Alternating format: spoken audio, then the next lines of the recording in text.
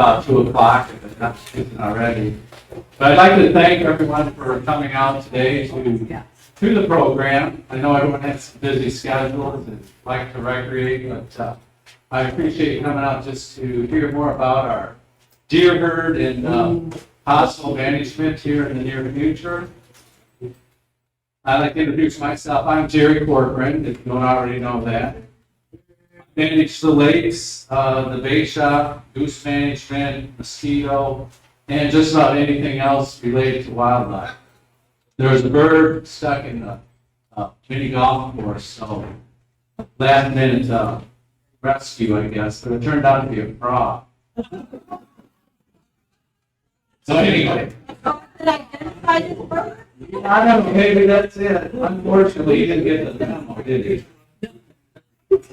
So I'd like to just announce this program is going to be recorded just for purposes in the near future. Hopefully maybe put it out on our website or whatever for those that couldn't make it today.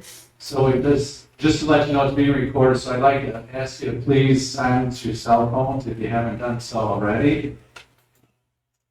And we're going to hold our question and answer period to the end of the meeting. We'll give about 15, 20, 30 minutes, whatever, for you to ask questions regarding our deer and deer herd management. So, yeah, the purpose of this meeting today is just to bring everybody together to give you more information on deer management, the problems associated with overpopulation of deer, and also just so you can, probably more importantly, so that you can ask questions and see where we're at with the program as it stands today. And how did we arrive at this point originally?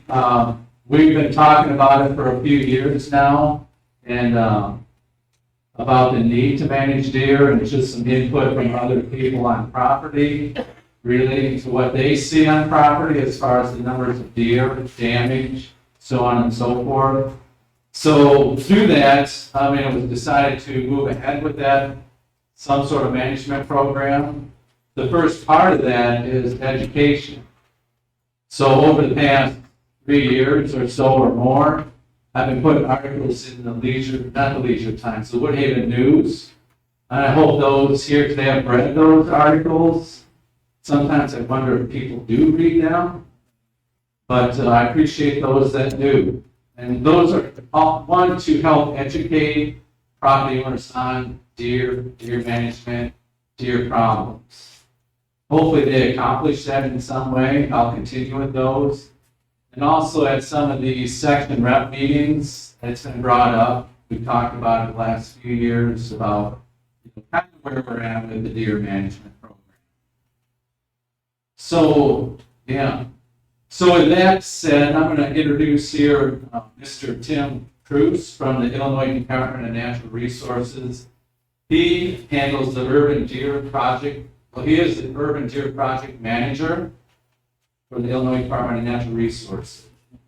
So, Tim, can you take over from here? I'm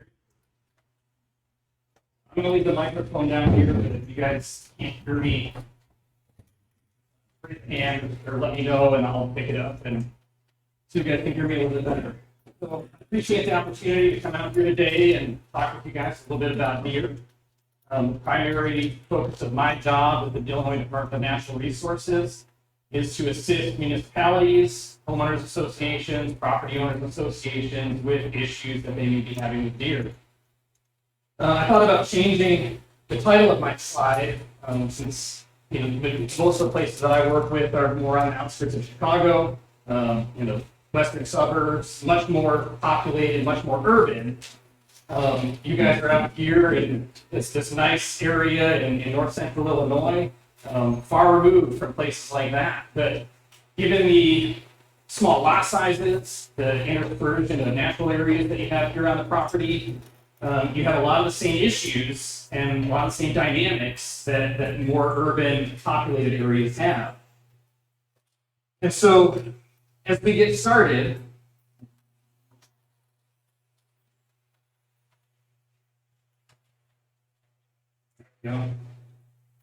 I think it's helpful when we start talking about deer issues that we are currently experiencing to look at that in the, through the context of the historical deer population here in the state.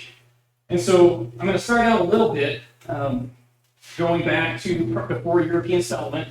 The graph here is going to track the deer population over time. And so when you look at the y-axis, you're looking at the number of deer. On the x-axis, you're looking at time. So we're going to be looking at about 1500s up to the present. And so our estimates of the deer population prior to European settlement indicates that deer were abundant, in balance with the habitat, because of the use of deer by Native Americans. It's believed that they harvested about 20 to 30% of the deer population annually for food, clothing, tools, as well as predation by wolves, mountain lions, some cases bears. So those factors help to maintain the deer population at a reasonable level and keep it from becoming too high. During the 1700s is when the Europeans began settling the land now called Illinois. And at that time, deer numbers remained about the same. But as we get into the early 1800s, we start to see deer numbers actually increase. And so part of that has to do with reduction of predators. So as the Europeans settled these areas, they were raising livestock, chickens, they had concerns for their own safety. And so, they worked to virtually eliminate wolves, cougars, and most predators from the state. All at that same time, the number of Native Americans in the state were decreasing through various means.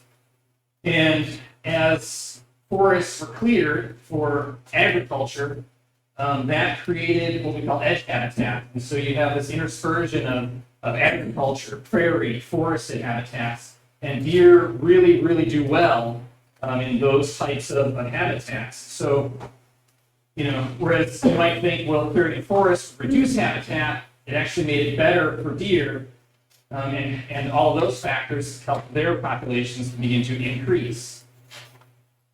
Just a few points of reference. 1809, Illinois became a territory. In 1818, Illinois was awarded statehood, which once it became a state, then immigration into this area increased even more, and so the human population increased.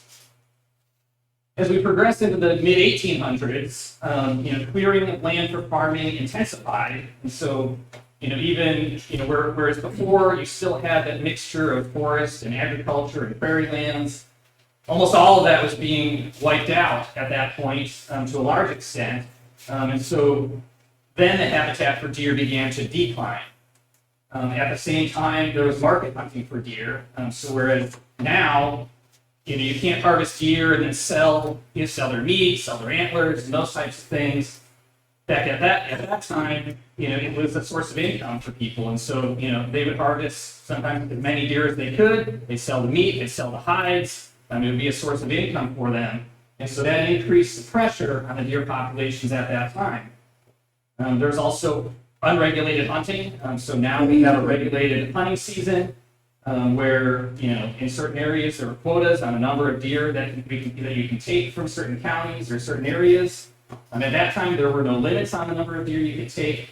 There was no specified deer hunting season, and there were no other regulations to limit the harvest of deer at that time. And so, as you can see here, the deer numbers began to decline drastically to the point where by the late 1800s, deer were almost eliminated from the state.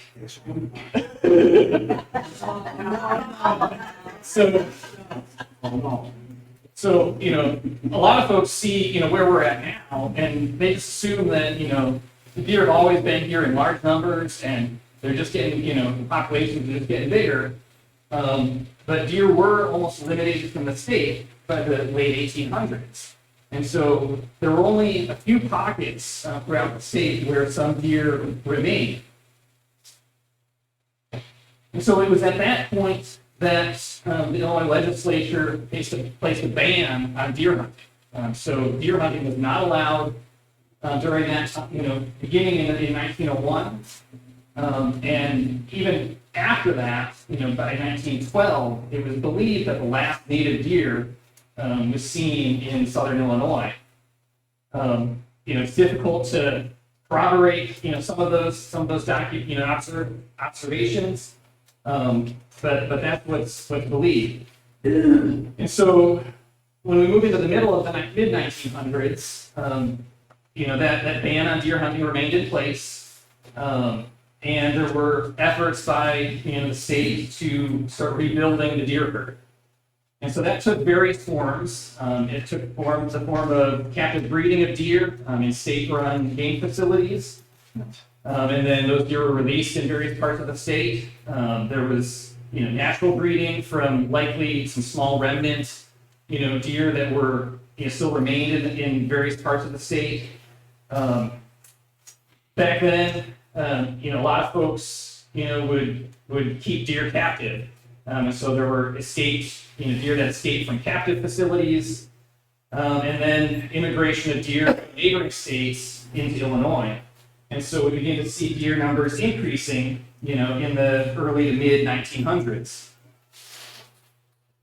And so it came about by 1957 that it was believed that the deer population was sizable enough that it could handle some level of harvest. And so the first modern deer hunting season was opened in 33 counties in 1957. And during that first hunting season, 1,913 deer were harvested, which seems like a pretty small number, compared to today. And so, with that limited harvest, deer numbers continued to increase. By 1976, every county in the state was open to hunting. There were a couple counties that were still restricted to archery only, whereas the remaining counties were firearm and archery. And by 1980, the deer harvest statewide during 1980 was about 21,000 deer. And it was about that same time that, especially in more urban areas where hunting was still restricted, that we started to see problems start to develop with overabundant deer in urban areas. I'm not going to go into a whole lot of detail about chronic wasting disease during my presentation. There will be opportunities after my presentation to talk about chronic wasting disease if there are any questions about that. But in 2002, chronic wasting disease was discovered in Illinois along the Boone and Winnebago County line. Chronic wasting disease is a prion disease. For those that aren't familiar with it, if you're familiar with mad cow disease, it's a similar disease of deer that is always fatal. And so once it gets into a deer population, the deer that do contract it, are going to die. But that can take from months to a couple years for that to take place. So at least initially, chronic wasting disease doesn't have a real big impact on the population, but over time it can. Don't forget about the blue tongue disease during our drought time. Yep. From the tsetse fly now. It devastated our throughout the state. Yeah, in certain areas, yes. So as we move into the 2000s, 2005 to 2006 was the basically record deer harvest here in Illinois, where just over 201,000 deer were harvested. So you go from 1957, where just shy of 2,000 deer were harvested, to 2005, 2006, where over 200,000 deer were harvested. So we've definitely seen I guess it depends on your perspective, but improvement in the deer population, in the numbers that we see. Currently, we've seen deer numbers drop a little bit, and so approximately 150,000 deer are harvested statewide annually now. But areas with limited or no hunting often experience issues with overabundant deer, and we'll get into what some of those issues are, here in a little bit. Quick question. Is there an estimate of like the total herd population in the state? I mean, those numbers are great, but 250,000 of what? Right. So we used to annually provide a population estimate, statewide. We've gotten away from that, and focus our management objectives, utilizing different data. But roughly, 700,000 to 900,000 deer, is roughly the population estimate that we come up with, for statewide. So let's talk a little bit about the role that deer play, in the ecosystem. They serve several different purposes. They serve as prey for other animals. Here in Illinois, a lot of those larger predators that used to prey on deer are gone. We still have coyotes that, will primarily prey on fawns, and occasionally, a sick or injured adult deer. But primarily, affect, the population growth through predation on fawns. Deer also aid in seed dispersal, so they primarily eat plants, and so then the seed material, when they defecate, gets spread through different areas, and they can spread those plant seed, around, and basically, can establish, population of plants in different areas, as they move around. They primarily are plant eaters, and so they serve a purpose in regulating plant species diversity. They keep certain plants from becoming too dominant, which gives other plants a chance to grow and be included in the plant community. And so when deer populations are at healthy levels, levels that are considered sustainable, deer serve a valuable role in maintaining the balance in plant communities. And so, in a little bit, we're going to talk about some of the issues associated with overabundant deer. But first, we're going to go through a couple of the characteristics that help deer to be so successful in reproducing and their population growth. And so one of those characteristics has to do with their food preferences. And so their food preferences vary by season, so they're very adaptable to different times of year, different availability of plants. And so if we start out in the wintertime, and there's not a lot of green material, leaves and green plants, deer are primarily eating acorns, they're eating twigs and buds. If they can find, things like, cedars and arborvitae, they'll eat, some of the evergreens. Woodhaven deer eat daffodils. They're not supposed to eat They're not daffodils. supposed to. Woodhaven deer eat everything, even daffodils. And it says all the books, they don't eat daffodils. Right. To the wall. Trust me, to the ground. So, especially in more, urban areas and I've been out here, on the properties here in the past. I don't recall very well to what extent, there's a lot of landscaping that you guys do on your lots. But, some of the landscaping plants, especially, if there's, yews, and again, the arborvitae, that stay green year round, the deer really like those, and those serve as a good source of food during the wintertime. Folks that feed birds, the deer will come and eat bird seed, in surrounding agricultural areas, if there's waste corn that's still on the ground, they'll take advantage of that. And then in the wintertime, a lot of times, we get folks that feed deer illegally. And so feeding deer, is illegal in Illinois, because of chronic wasting disease and the potential for, deer to congregate in certain areas where they're being fed, and spread that disease, amongst each other. So as we move into the spring, that's when we start having the new growth and the spring ephemeral plants, like trilliums and trout lilies, start to show up, and so deer will shift pretty rapidly, to anything green that starts popping up. The bottom line is because of the overpopulation, they are eating plants that are not indigenous to their normal diet. Yes. Which means deer-resistant plants is fair game. Deer-proof plants are fair game because of the overpopulation. Okay, let's go on now. I'll be happy to talk about that because I'm at no point in this I disagree. Word, brother, word. And both believe that Mary will not be touched, because they ate mine 2 days ago. Oh, Now, can I say one more thing? but so. Just one quick thing. I believe we're saving questions till the end. So there's no, All right. we don't need to get into a heated debate. No, it's not a debate, it's factual statements.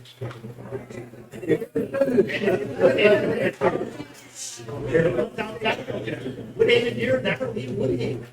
No. They never leave. And I know, go back and I'm going to get to those issues. They never leave. All right, could But I'm not we sure. just let Tim finish at this point and save questions for the end? Well, one thing I know.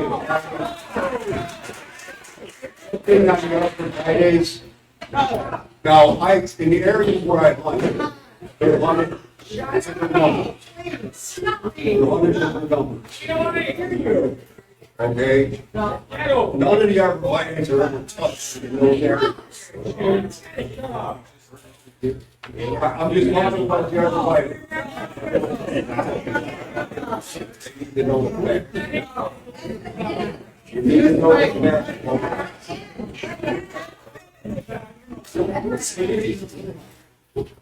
Have another beer. I don't agree. All right, so we went through winter and spring.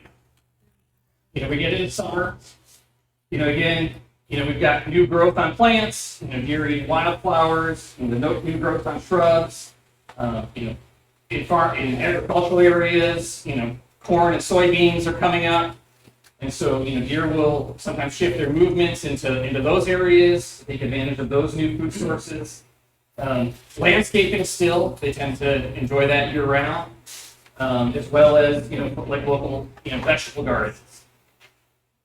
In the autumn, they start shifting back towards, that their winter food preferences. And so they start shifting back to acorns, birdseed, and again, the remaining corn, fruits that are in season, and again, landscaping. Another factor, characteristic that helps deer to do so well is some of their behaviors. And so, again, we'll start in the winter. At this time of the year, they form larger groups. Bucks are generally less aggressive at this time. It's after the breeding season. And so you'll see bucks and does traveling together at that time. During the spring, these groups split up. And so the does are going to start searching for fawning areas, nice isolated areas where they can have their fawns. And the bucks begin their antler growth at that time. During the summer, does will drive bucks and any previous offspring away so that they can focus on raising their fawns. And it's crucial for deer, to have good cover to raise their, for their fawning areas. If fawns don't have good cover, any coyotes in the area will find them relatively quickly and prey on them. And so, in areas where, we see it in areas, some of the forest preserves outside of the Chicago area where, because of, high deer numbers, a lot of the understory vegetation has been completely browsed or eaten by deer.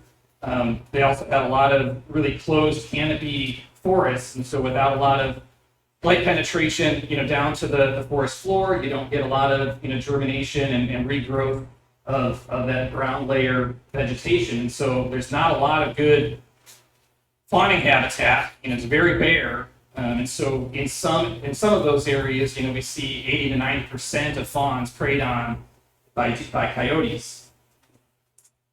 And so then as we move into autumn, this is the breeding season for deer. Bucks rut. So when they're pursuing females, they become more aggressive.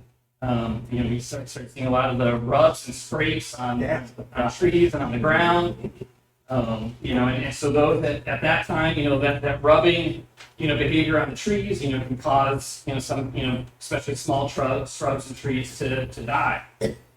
And then because there's a lot more movement, bucks are moving a lot more during that time of year in search of mates, we tend to see an increase in deer vehicle accidents at that time. And so in terms of their movement, in general, deer have relatively small, what we call home ranges or territories. And so oftentimes, it's limited to about one square mile, which is a pretty small area. In some of the more urban areas, given the lack of habitat and the small isolated patches that we see, sometimes that's as small as less than 0.2 square miles. And so, deer are very good at meeting their needs in very small areas. And so that also contributes to high deer numbers because they don't need to spread out. They can get packed in pretty tight. Deer are primarily active at dawn and dusk. However, they can be active at any time of day or night.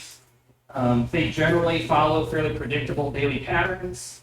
And they can shift their ranges, if there are extreme weather conditions or, food availability becomes limited in an area, they can shift their ranges accordingly. So how do deer in these areas become overabundant? We've talked about some of the characteristics that make deer successful, but there's a few other things that contribute to that as well. So deer are generally long-lived. In the absence of hunting, they can live, greater than 10 years. And so, the does, during that time period, can be producing, on average about two fawns every single year. So one doe, over the course of her lifetime, can have, roughly 20 fawns. As we talked about, because of their food preferences and their ability to adapt to different food availability, they can, utilize, different foods and it's rare, for deer to be limited, by food availability because they can adapt to even some of the foods that are typically considered, poisonous, deer resistant. If they're hungry enough, as you guys have mentioned, they will eat almost anything. They will out anything. So, we also talked a little bit about their behavior. So, because they can have small home ranges, it allows their populations to grow even greater. In these areas, they're often the controls on their populations are often limited. There's generally fewer predators, and so you don't have much predation on deer. The main predator is automobiles, and so you do have deer vehicle accidents that serve as one form of population control, but not by any means significant. In areas like this, and the areas that I work at, in more urban areas, there's limited or no hunting pressure, and so there's no controls on the populations that way. We talked about some of their habitat needs. And so there's generally in areas like this, quality food available year round, especially if there's a lot of ornamental plants. And we talked a little bit about the interspersion of natural areas with the more housing areas where there may be ornamental plants, and so that interspersion of habitat helps deer to take advantage of multiple food sources at the same time.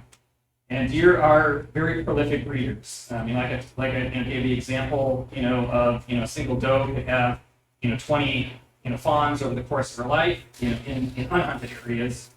A deer population, can increase by 50 to 60%, every year, if there isn't, any control on the population. So, what are some of the issues that are caused by overabundant deer populations? So, when we look at just ecological damage, we look at damage to the plant animal communities, plant communities through overbrowsing. I gave some examples of, closer to the Chicago area where, very high deer numbers, basically, cause the understory plant layers, plant communities to, they've basically eaten all of that, and so you're left with very bare ground. That has effects on, local animal populations, through, loss of, wildlife, habitat for other species, loss of cover, and shelter. We also, as the understory vegetation layer, is consumed by deer, that exposes the bare soil, so that, makes it more susceptible to erosion, and soil compaction. And then when deer numbers get really high, then there's potential for, other diseases, such as chronic wasting disease, to, affect the population. And there is a, and deer also serve as, a reproduction site for ticks, which can carry various diseases. And so high deer numbers, in some cases, are correlated with high tick numbers, and then there's the associated tick-borne infections, that humans are susceptible to, through tick bites. When we move on to other issues associated with overabundant deer, we look at public health and safety. So deer vehicle accidents, tend to increase in areas where deer numbers are high. Again, disease and parasite transmission, and the effects that can have on human health. And then, we also have, property damage, as an issue, which it sounds like, folks here experience, through damage to residential landscaping and things like that. So what's the problem? And I'm sure everybody has an opinion on that. Typically, the deer themselves are not the problem. A lot of people like to see deer. They like to have them, available for hunting and other things like that. And so oftentimes it's the damage caused by deer that is what starts to get people upset. And so when you start evaluating what your options are, it's important to evaluate and define what the problem is. And so is it simply that there's too many deer? Is it there's been an increase in deer vehicle accidents and hazards to public health and safety? Is it damage to landscape? And it could be a combination of these different things, but it's important to define what the issues are that you're experiencing, because that can factor into the response and management actions that you may choose to take. It's also important to define the scope and scale of the problem. And so if it's just localized to a few properties, is it widespread throughout the entire area? Where are the problems occurring?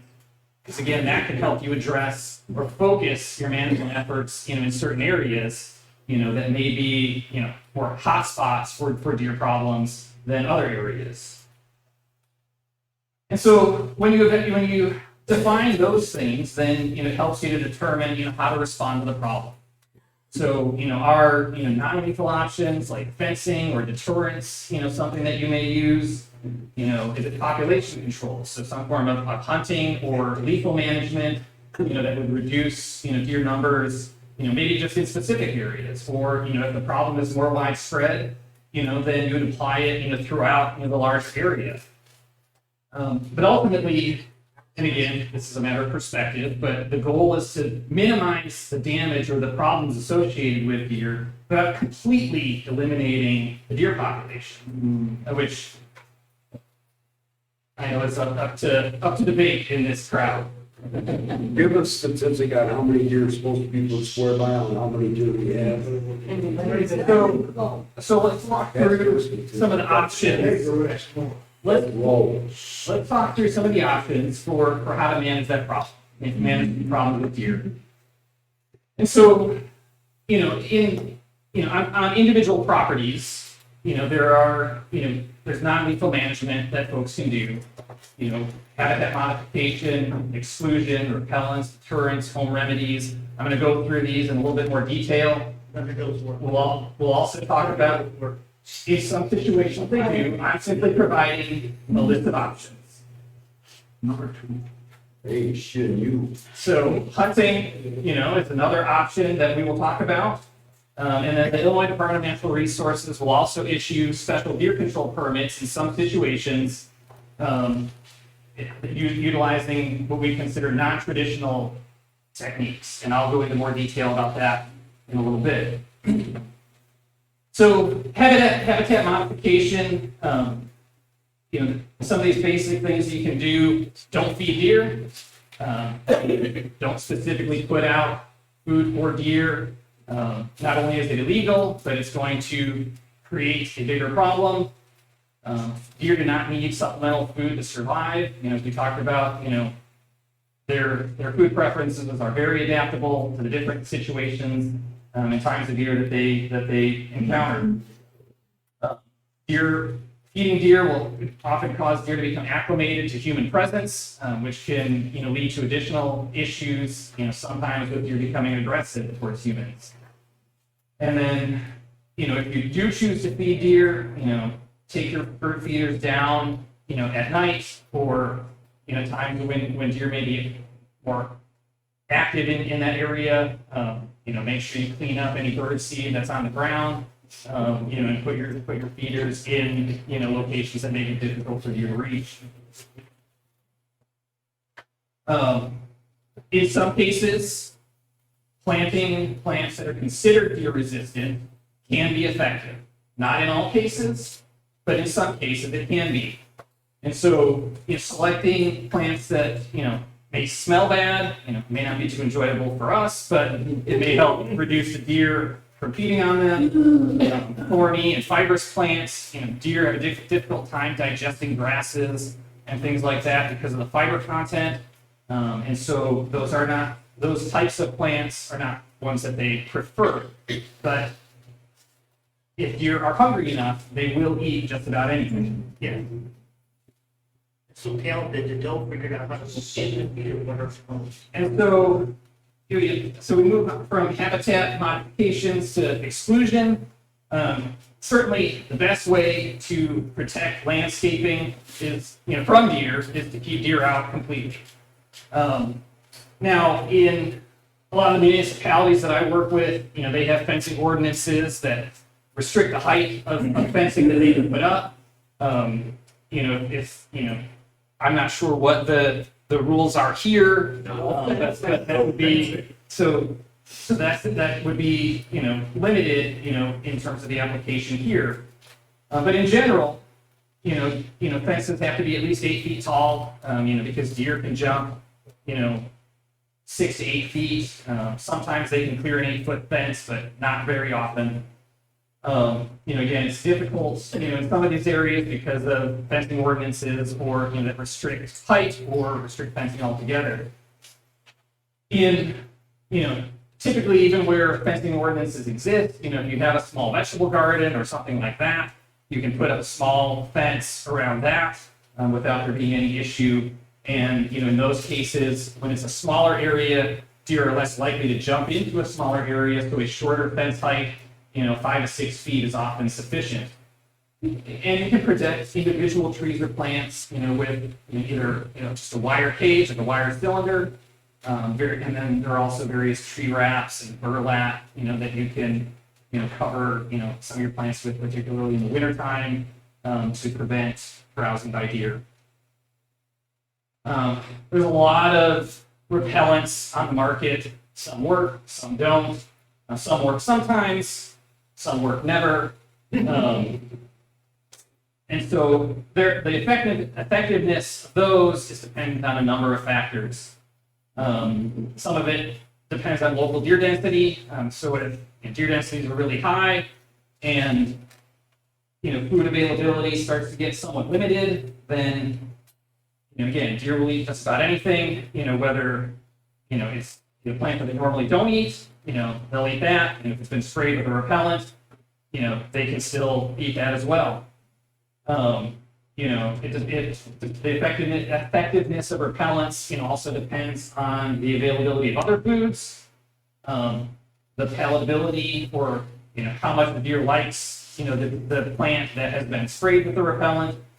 and the regularity with which the repellent is used. And so, oftentimes, repellents are most effective when they're applied before damage even begins, because if you can prevent deer from starting to feed on something, you prevent them from developing that habit of coming to a particular area to eat those plants. And so that can be effective, but it must be reapplied regularly.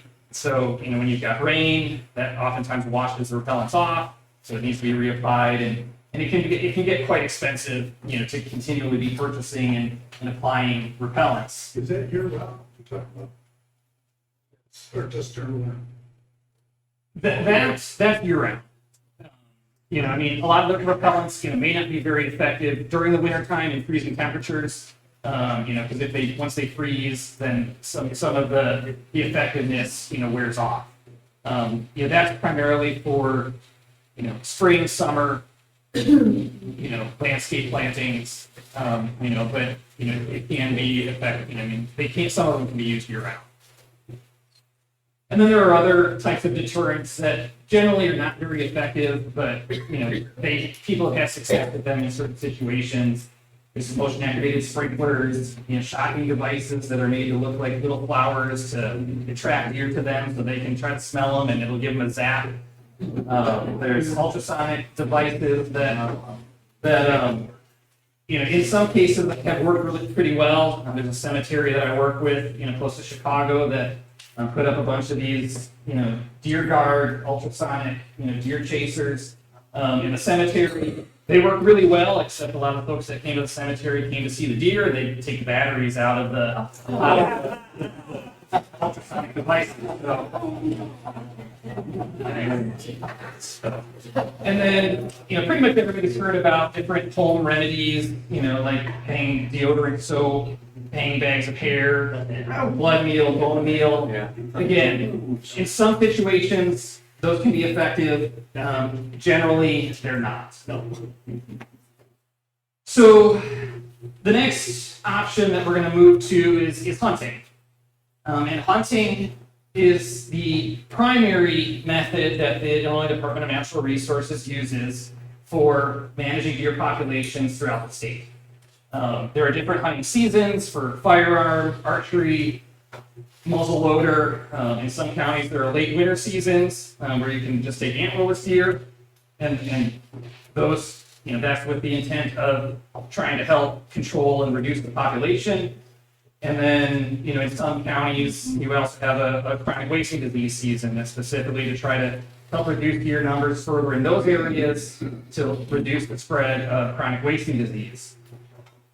So, in the context of, again, sort of urban hunting and areas here, any of those options, that the state regulations allow, would be allowable here. But, oftentimes archery, hunting is the most effective and considered, the safest in situations where you've got a lot of people, here you've got, small lot sizes, you've got some larger natural areas, but as, you guys go through this process, if hunting is something that you consider, and you can identify areas where you can safely use firearms, that would be an option. But I'm primarily going to focus on archery hunting in this, for this.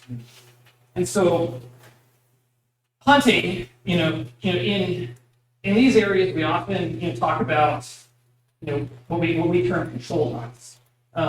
In urban and more populated areas, it's difficult to basically, have hunters go wherever they want to, whenever they want to.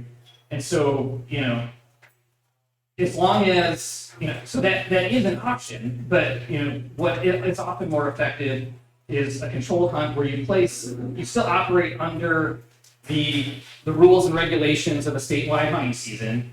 But, in this case, the association could place some additional restrictions on what type of hunting is allowed.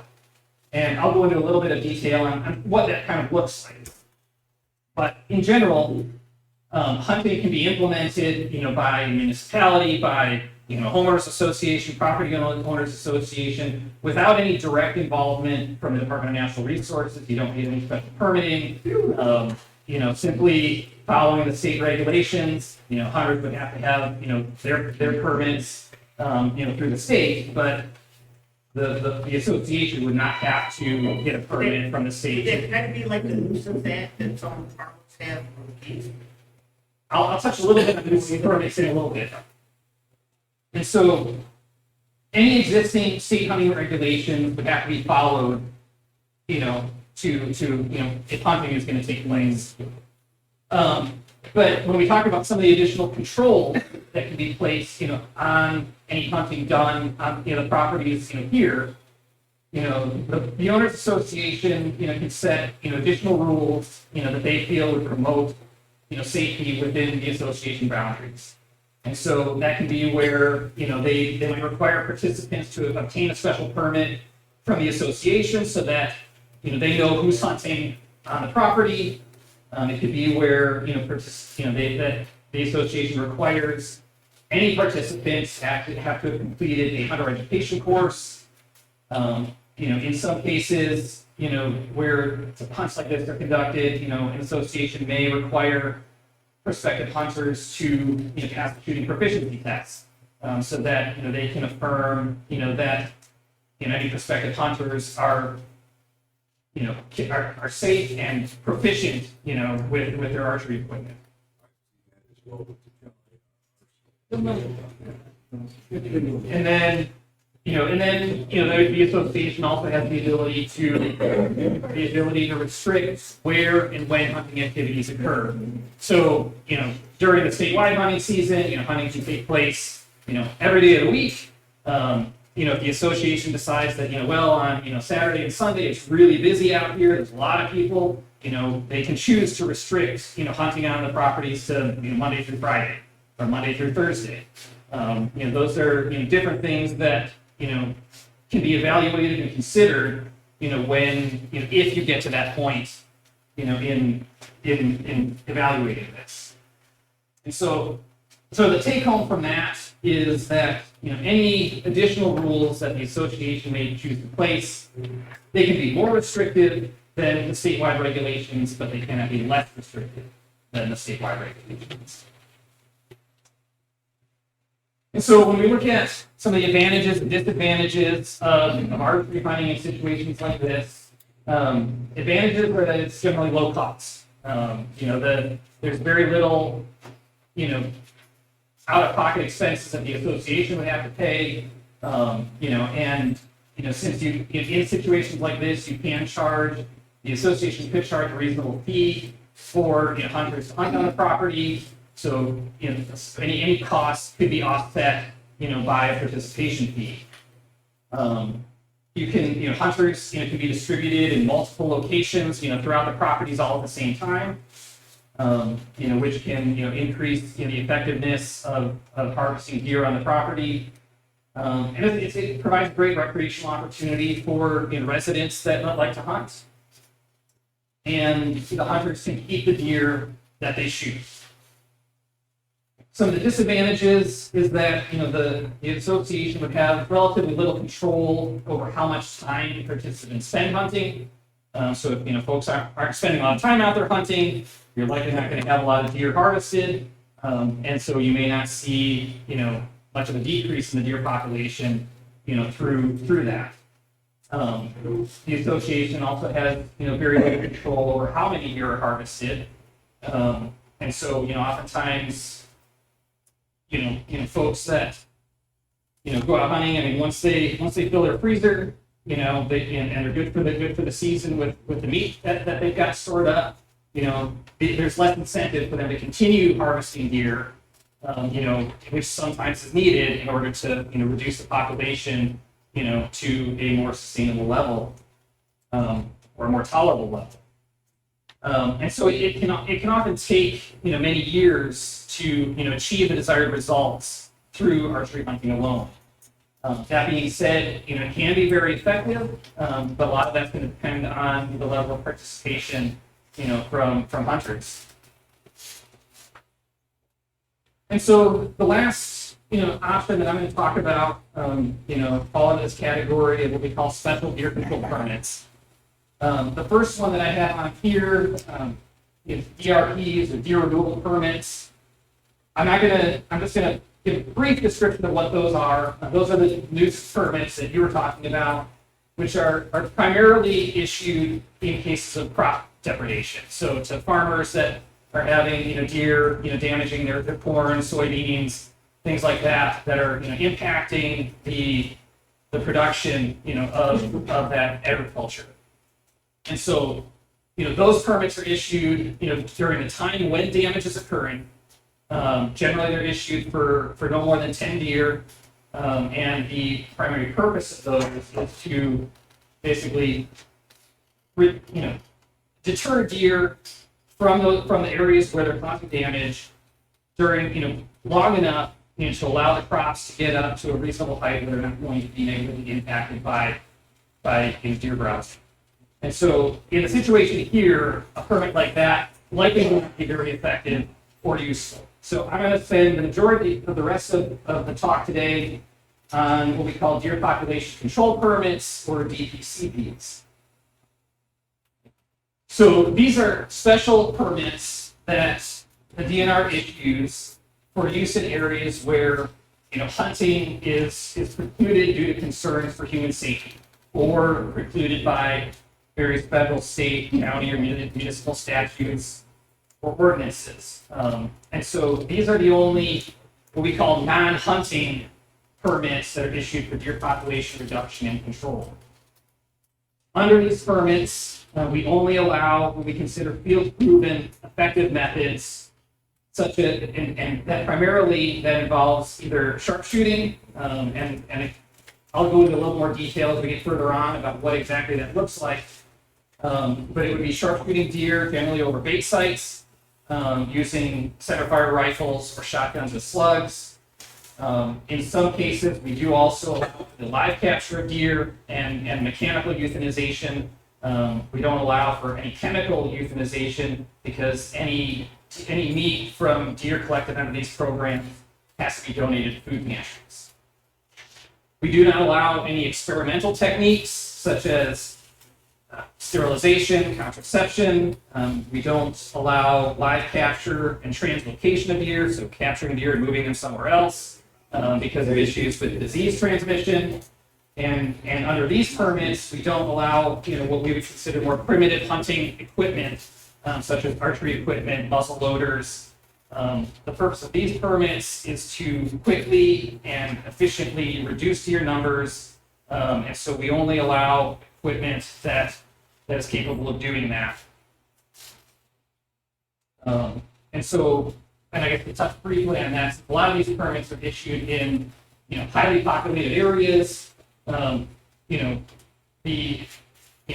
deer were to get shot by an arrow, even a very well placed shot, deer are likely still going to travel some distance before they expire. And so the use of centerfire rifles, and in some cases shotguns with slugs, with a well placed shot, the deer can drop right where it stands. It's a very quick and humane kill, and So they still run. in some cases, but we can talk about it more after the meeting.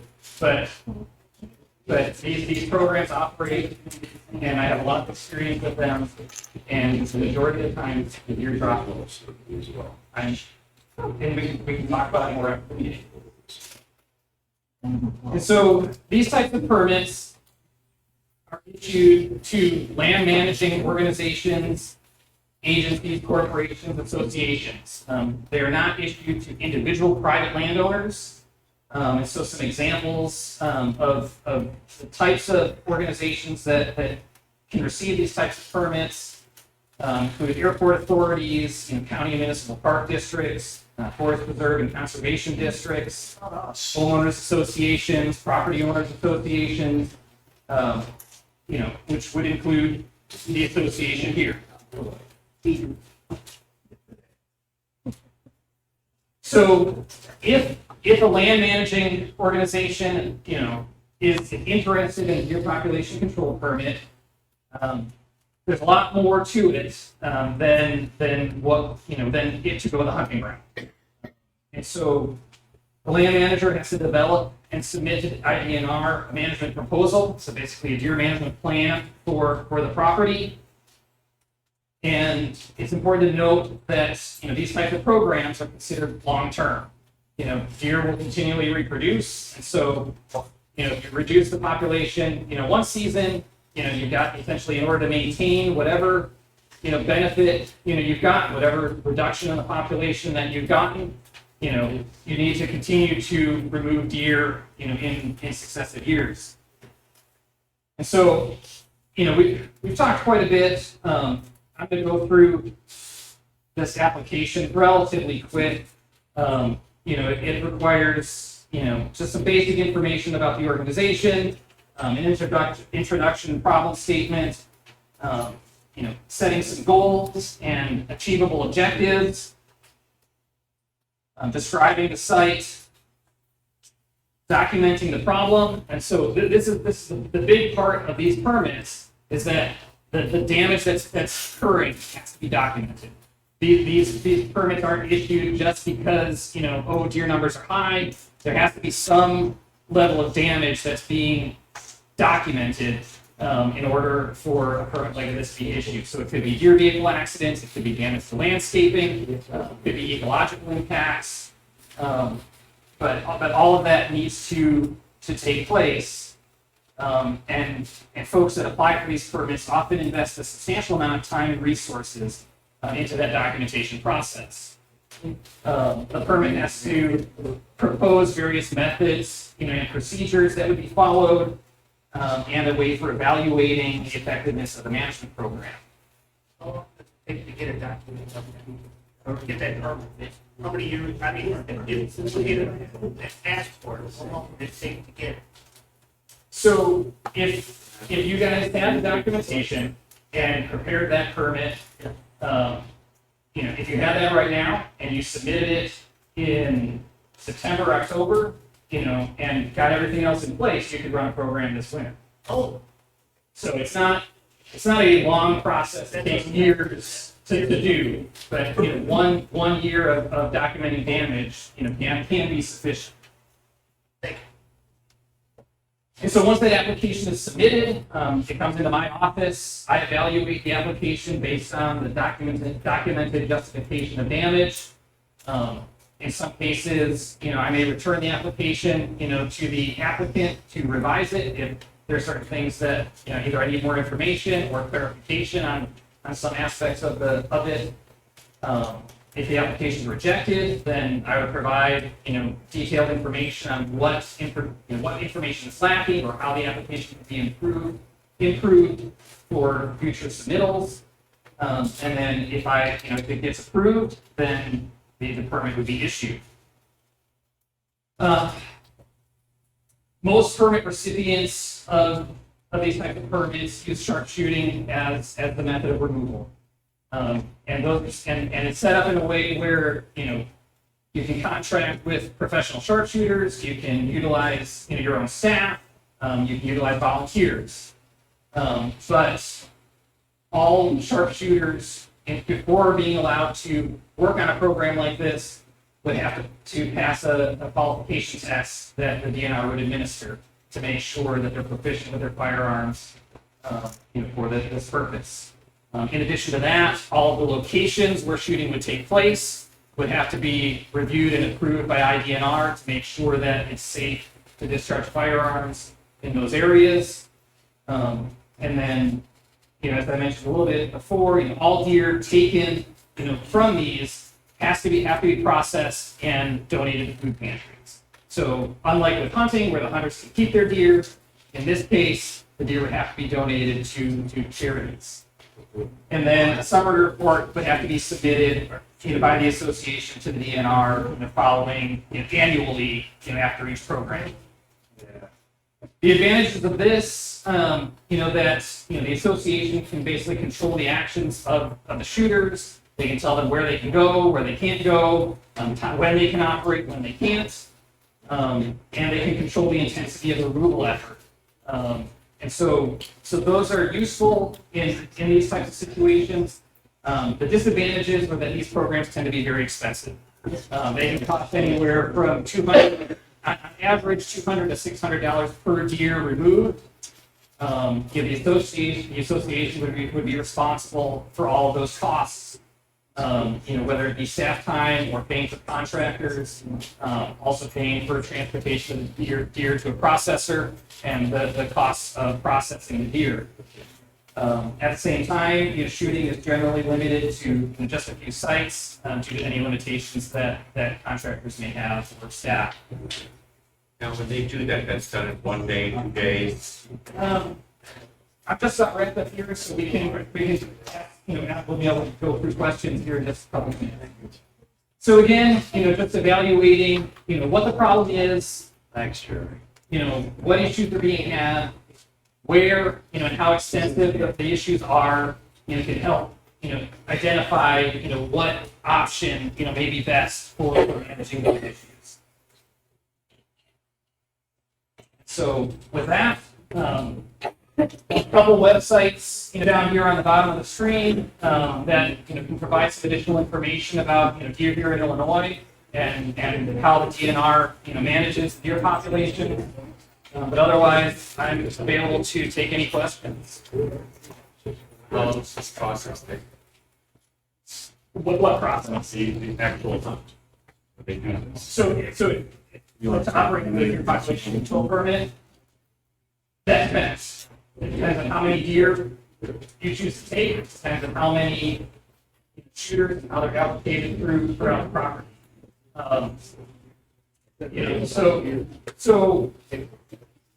The deer population control programs, basically can be customized to suit the needs of a particular entity. So they don't all operate the same.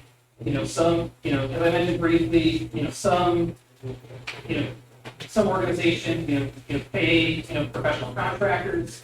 Some of them use volunteers as shooters. Some of them use their staff. Sometimes it's law enforcement. Sometimes, it's other, staff. Oftentimes these programs operate at night. Because there's less people active and out at those times. And so, we allow, spotlighting, certain individuals, might use, night vision or thermal scopes in order to, reduce the spotlighting. And so there's a whole bunch of different options in terms of, how you can customize a program like that. And there's a lot of ways to do it where you can, try to reduce costs, associated with a program like that. So, some programs operate and, they're done in a couple nights. Some of the larger, programs that, may be covering, 14, 15 different properties that, some of them are 1,000 acres in size, 2,000 acres in size, they may be operating from, the beginning of November, into March. But essentially the time frame that those programs, that we allow those programs to operate essentially from November 1st to the end of March. Good question. Okay. Yes. Is there a period before the start of a hunt where baiting would be legal to draw to a particular area? For like an archery hunt? Either one. So archery hunting, no. But for the deer population control permits, we do allow baiting, and that can take place, prior to actually when the shooting would take place. Is there like a week, 2 weeks, or how long you bait before that? There's no hard and fast rule, but it depends on when the permit's issued. I'm thinking that if you could draw them out into an unpopulated area, Right. it's better than Right. shooting around homes. Yeah. Yeah. So my question was, as Woodhaven as a whole, on a landowner's permit, as Woodhaven as a whole, are we able to get a permits for that, for the amount of deer per the property, for what the land will hold?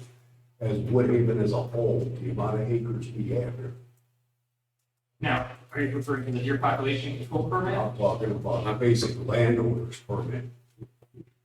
So the landowner permits. Yeah, you know, like farmers and stuff have so many acres, they are allocated so many permits. Well, it's, so if they have at least 40 acres, then they can get landowner permits, which are free. Right. But they're limited to, I believe it's 4 total per individual that resides on, in the family that resides on the property. Now, you take that for the whole of Woodhaven, the amount of acres we have here. But the problem with that is that Woodhaven is individual lots, common property, so they can't. You can't.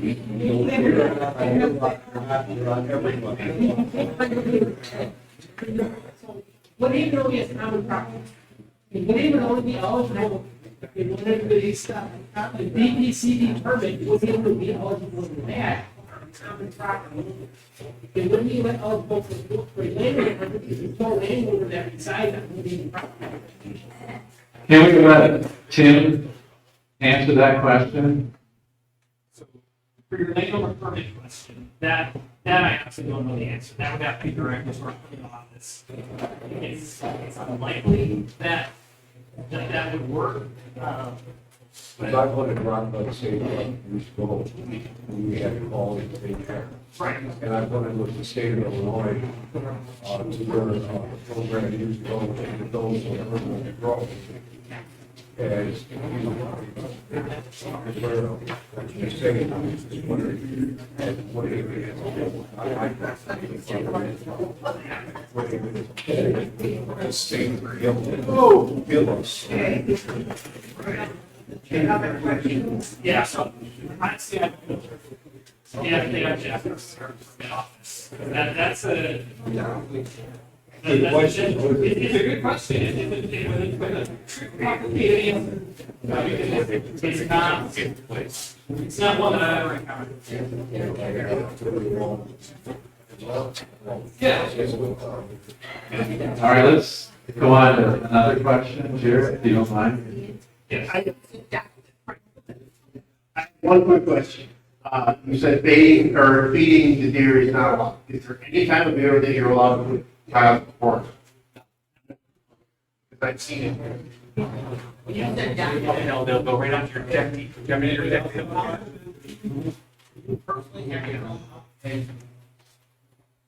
So the question is, for the deer population control permits, in terms of documenting the damage, well, how does that take place? So that would be where basically either your staff or folks here, or you can contract it out.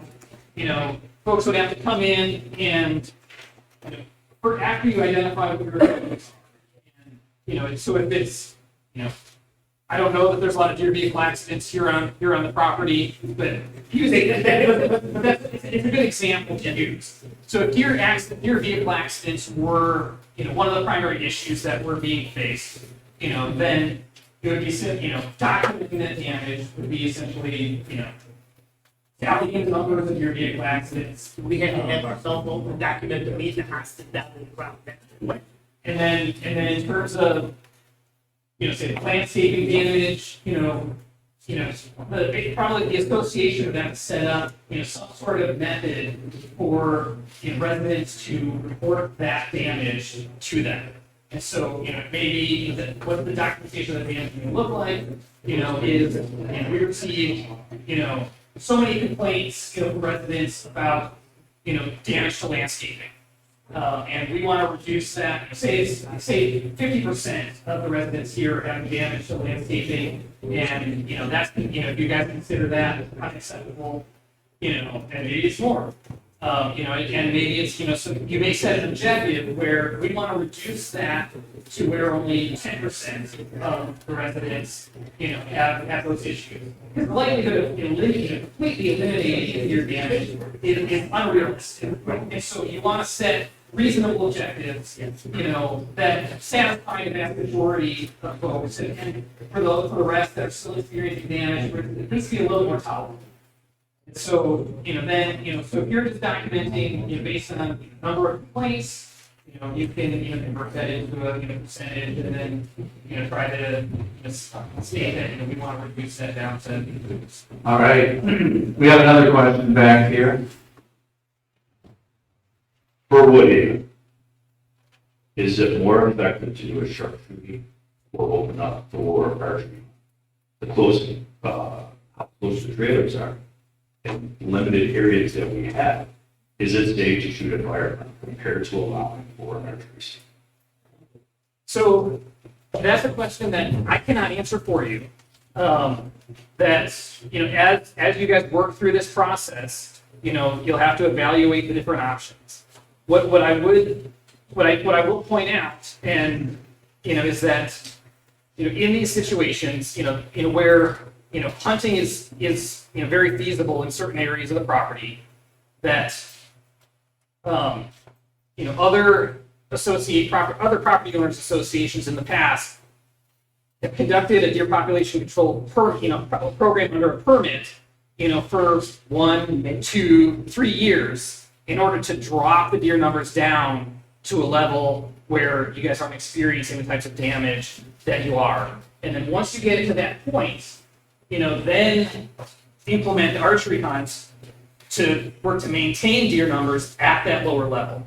That's been very effective in a number of situations, because starting out with archery hunting, if you already have really high deer numbers, it's going to take a long time to drop the population down to a level where you're not going to have the damage that you're experiencing now.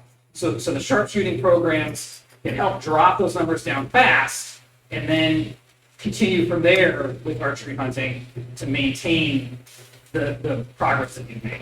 So I have a follow-up then, too, is that you start putting out a bait pile, and you start shooting deer off. Deer are smart. They're gonna realize, if I go to this bait pile, they're gonna shoot me. You don't have a lot of area here in order to keep putting bait piles. Right. That's why I said, is it more effective in order to do a sharpshoot, or just open it up to archery? Yeah. Right. And so, again, that would be where, some effort would have to be put into effect to, identify potential areas where shooting can take place, see how those are allocated throughout the property, and kind of match those up. Again, if the damage that's occurring, to the landscaping on the different lots and whatnot, if that's, focused in a particular area, and there's opportunities to shoot around that area, you can better target your removal efforts. But first, it's difficult for me to answer that question without, having better visualization of what the areas where shooting could take place and how they're just, dispersed throughout the property. Here, Tim, I have another question over here. We're all talking about individual damage on properties. The biggest damage in Woodhaven, there's a forest floor. There is nothing left. There's no regeneration. There's no sapping trees. There will be no more forest. All these trees are gone because they cleaned everything off. We've got to provide them with something to eat to keep them all around. That's the big problem. You got to provide them something to eat. They need everything. Restoring forest understory? Yes, Yeah. yes, there's nothing there for them. That's when you need to call the herd to get the Yeah. numbers with the land will hold. So they It'll take a won't long be time to do eating. that. Once you have another story that's almost completely eliminated, it's generally a good indication that your numbers are too high. It's just a road for them. They travel through it back and forth with your yard. Right. Even some of the green areas, or supposed green areas are clear. Everything below 4 feet is gone. Right. Yeah. So that's another aspect of what damage that you can document, the absence of, vegetation or subdivisory. The drying doesn't work. You know how they do, I don't care what they do. They take the dogs and they drive the geese off the area. Right. Drive them over this area, the dogs will push the deer out. So their stands completely around with it. Well, there's some within 20 minutes. The deer stand every mile. So the deer won't go out. So you said the harvest, they never leave Woodhaven because it's so safe. Right. So they're never gonna leave to get harvested outside by these guys that want to hunt outside. Well, so that would be, an added benefit, if you were to implement, you know, whether it be a hunting program or, you know, your population control program, that, you know, the pressure that you put on deer within the association property, you know, even if it causes them to move out, you know, then, you know, surrounding hunters, you know, harvest some of those as well. Just to touch on what you said before, on Frank County over the line. And we shot more deer. You're right.